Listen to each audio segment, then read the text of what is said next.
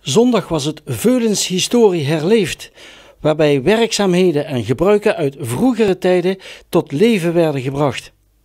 Het is vandaag historische dag, daar hebben we er 5 jaar naartoe geleefd wat dat betreft. Ja, het is wat dat betreft in kerkelijke ring, dit is onze hoogmis, om het maar te zeggen, in ons gebeuren, in ons bestaan.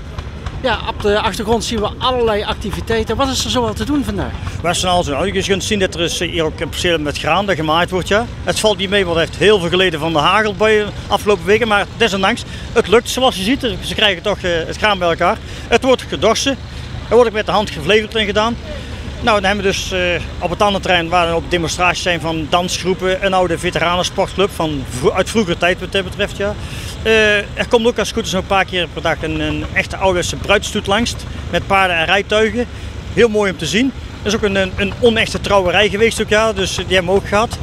Nou, dan hebben we op het veld nog de wasserij gebeuren. We hebben een hoop huisvrouwen die op ouderwetse wijze dus de was staan te doen. Ook mooi om te zien. En natuurlijk een hoop mensen met bijzondere verzamelingen, hobby's en allerlei andere activiteiten.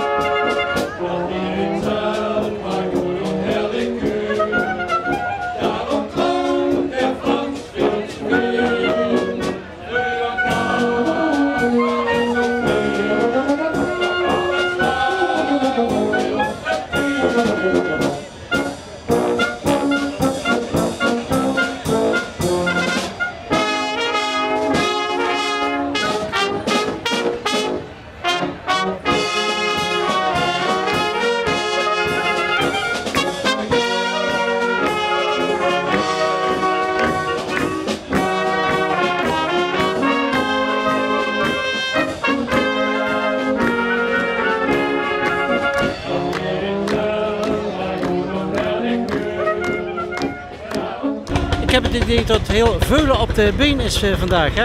Ja, dat is een van de kenmerkende dingen van het Veulen. Als we iets gaan doen, dan doen we het ook met z'n allemaal wat dat betreft. Ik denk dat op het moment hier wel ruim 100 mensen aan het werk zijn.